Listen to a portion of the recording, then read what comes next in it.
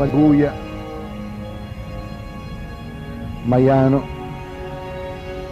la cittadina di Gemona. Altri non siamo ancora riusciti a vedere.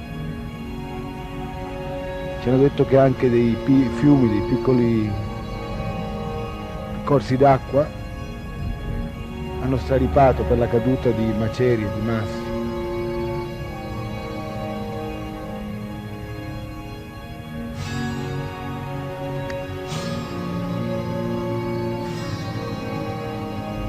Però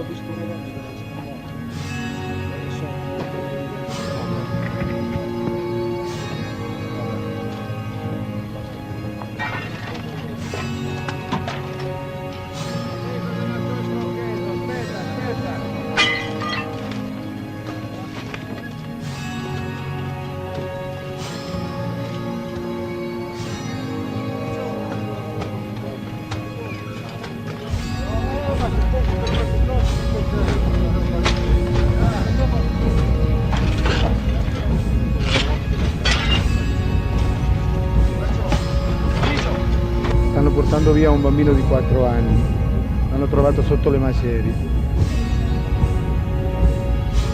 Siamo sempre a Buia.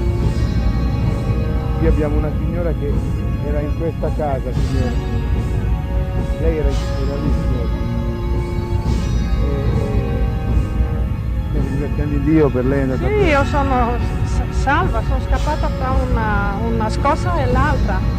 Mi ha buttata giù qui, guardi, davanti al portone, non sono rimasta in piedi perché tremava talmente la terra che era impossibile restare in piedi. Lei era sola in casa, signora? Io sì ero sola, ma sotto era una famiglia con 2 bambini, la mamma e i 2 bambini perché il papà era a lavorare e il bambino era stato a letto 4 anni, è quello che hanno portato via adesso.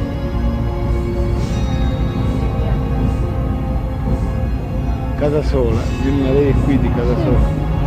La vedo molto dura, molto... Lei abitava lì? No, io abito qui, comunque è inabitabile anche questo. La vedo che non piange, cioè una che sa stare con i piedi per terra, sai? Cosa serve piangere? Qua bisogna ricostruire, non piangere.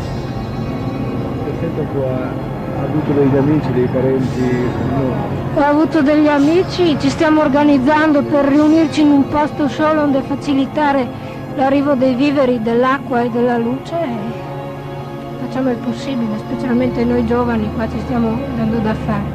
Lei è stata molto convincente con noi, forse più di qualunque autorità. Cos'è il dolore che la porta a essere? Lo so, guardi, questo era il mio mondo, il mio Friuli. Io vivevo qui, adesso guardi cos'è.